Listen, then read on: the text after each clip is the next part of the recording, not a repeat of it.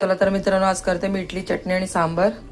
इथे मी घेतले नारळ अर्धा वाटी, ओला नारळ आहे आणि याच्यात चिंच, थोडंसं लसूण आणि 2-4 मिरची टाकले। आता टाकते थोडीशी कोथिंबीर, आता टाकते थोडंसं मीठ।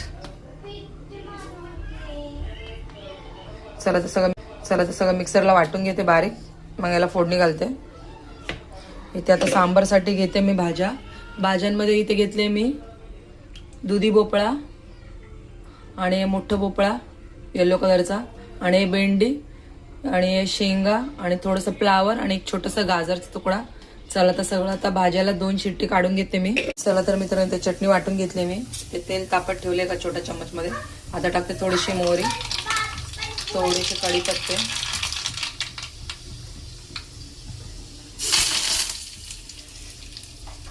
चला तर तडकायचे टाकून घेते, चांगले मिक्स करून घेते। चला तर सगळ्या भाज्या धुवून घेतल्यात, आता टाकते थोडंसं पाणी आणि कुकरला शिट्टी लावते झाकण लावून आणि 2 शिट्ट्या काढून घेते। चला तर मित्रांनो, इथे भाज्यांना 2 शिट्टी मारून काढले मी, जास्त शिजवली नाही, बघू शकता तुम्ही। 2 शिट्ट्यामध्येच गॅस बंद केले आणि काढले ढक्कन काढून। इथे डाळ स्वच्छ 2-3 पाण्याने धुवून घेतली आहे, तुरीची डाळ आहे। आता गरजेनुसार पाणी टाकले त्याच्यात, आता टाकते मीठ चवीपुरतं आणि आता टाकते हळद। चला तर कुकरला ढक्कन लावून 3 शिट्ट्या काढून घेते डाळीचंही। चला तर मित्रांनो, आता घालते मी सांबार फोडणीला। इथे तेल तापलेलं, आता टाकते मोहरी, ते कढीपत्ते, इथे हिंग, आता टाकते टोमॅटो,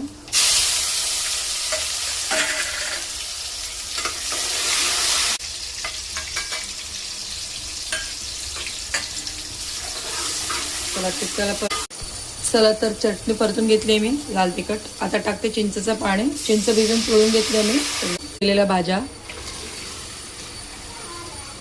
चला तर मित्रांनो, इथे डाळ घोटून घेतली मी आणि टाकले त्याच्यात गरजेनुसार पाणी। आता टाकते मी डाळ याच्यात।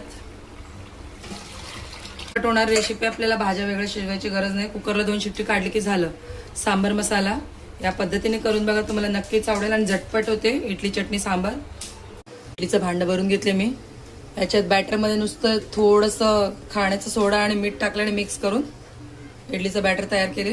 आता लावते स्टीम करायला, एक 15 मिनिटं वाफ काढते।